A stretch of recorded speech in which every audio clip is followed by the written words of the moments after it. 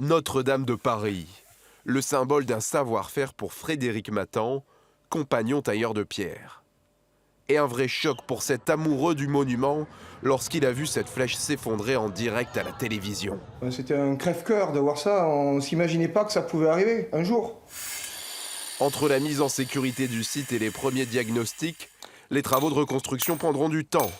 Mais une chose est sûre, il faudra commencer par les voûtes en pierre, atteintes par la chaleur des flammes. En priorité, ça va être tout ce qui est taille de pierre qu'il va falloir restaurer et reconstruire, et après seulement faire la charpente en bois, puisque la charpente repose sur les pierres. Depuis quelques mois, Frédéric travaille avec Florian, un autre compagnon tailleur de pierre. Ce matin, on a dégauché ensemble et puis j'ai enlevé de la matière pour qu'on y voit plus clair, mais bon, c'est un peu dur donc... Mais c'est bien déjà ce que tu as fait, c'est en bonne voie. De nos jours, quelques outils des tailleurs de pierre ont bien sûr évolué. Mais s'il faut reconstruire Notre-Dame, les règles sont très claires. Vu que c'est classé au monument historique, tout ce qui est monument historique normalement sur chantier doit se faire qu'à la main. Et donc les gestes sont toujours les mêmes depuis la nuit des temps. On n'a rien inventé.